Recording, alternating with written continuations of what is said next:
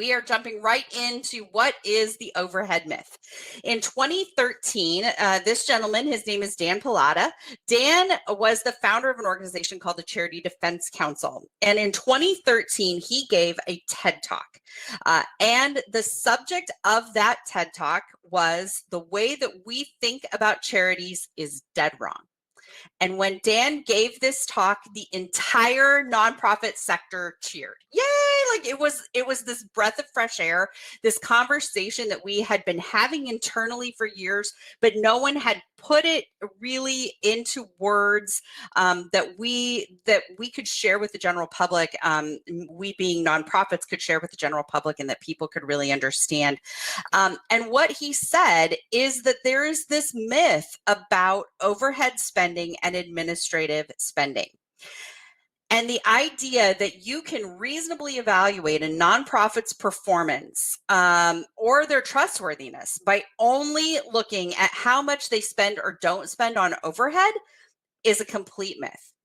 And what overhead is it includes operating, administrative expenses, technology expenses, expenses that are not directly related to the programmatic operations of your organization. So it includes fundraising expense as well.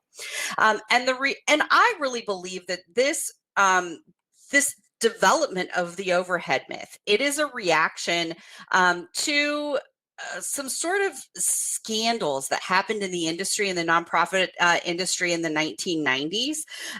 And instead of taking those instances as what they were, which is outliers, donors instead painted all nonprofits with this really wide brush, and they started to crack down using overhead as the means for evaluating the success of nonprofits. And let's be honest, as nonprofits, we have somewhat leaned into that messaging just by touting how low our overhead is. And we sort of wear it like this badge of honor that our overhead is low, as opposed to finding ways to correct the messaging in general. And somehow the overhead myth is as though the dollars that support your infrastructure, the dollars that support and uphold the very foundation of your organization, don't also support your mission, which is completely wrong. The money that you invest in your organization ultimately improves your mission significantly, and the overhead myth completely discounts that. Especially now, if you think about what's happened in the last year or more with the pandemic, how could any of us have existed as organizations without technology? And technology, platforms, Zoom, ways that you can communicate with donors and clients and other team members, that's been critical. But it would all be considered overhead according to the way that we file our taxes and our audits. So what happened as a result of Dan Pallotta's talk in 2013 is that there were 3 organizations that came together, and they wrote 2 open letters. One was a letter to nonprofits, and the other was a letter to donors. It was the Better Business Bureau, GuideStar, and Charity Navigator. Those 3 entities basically said, sorry, we kind of messed up. They apologized for their role in perpetuating what was at that time then deemed the overhead myth. And they said, really sorry, which was great. And again, the sector sort of cheered, but it still didn't really trickle down into public perception. So 62% of Americans still believe that the typical charity spends more than it should on overhead. And most people don't understand nonprofits, and they definitely don't understand nonprofit accounting. So while this overhead myth, in 2013, there was this big wave, this momentum talking about overhead and how it's not a bad thing. And, really sorry that we told you it was. That was something that really resonated with the sector, but didn't necessarily trickle down to the general public. In fact, there are some news statistics here. So 37% of nonprofits who report receiving private contributions of $50,000 or more reported that they had no fundraising or special event costs on the 2000 IRS Form 990s. 13% of operating public charities reported spending nothing for management and general expenses. And 75 to 85% of these organizations were incorrectly reporting the costs that were associated with grants. These statistics are really scary to me and frankly can't be true.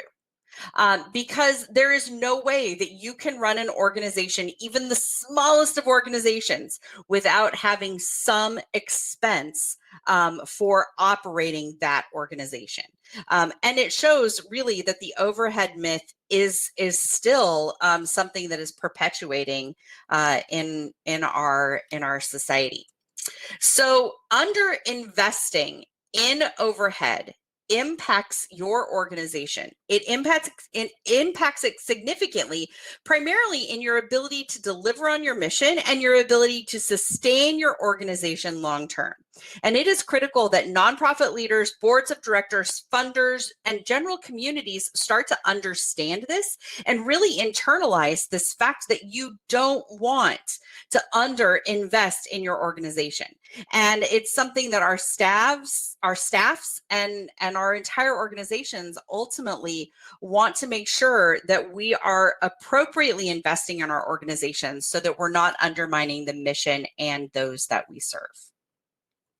I don't know if any of you know Vu Lee, or if you are familiar with Vu Lee. He runs an absolutely fantastic nonprofit website called Nonprofit AF. He sends a weekly email out and really is talking about some of the biggest issues impacting the nonprofit sector as a whole.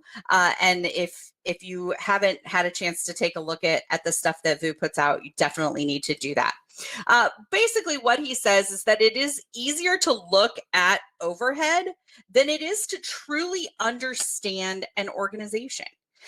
So evaluating overhead, this is not Vu's opinion, this is my opinion. Evaluating overhead also keeps the funder in a position of power.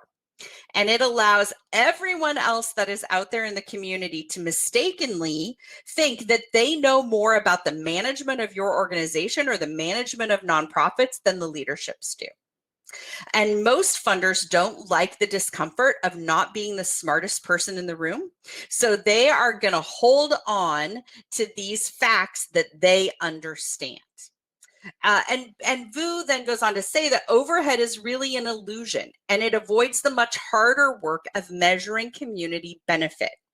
And when you look at old philosophies or old ways of measurement like overhead, what you're really doing is you're wasting time, you're distracting from the actual work that needs to be done, you're hampering the ability of nonprofits to adapt, and you're preventing innovation, you're burning people out, and ultimately the entire system of evaluating an organization based only on overhead is very inequitable.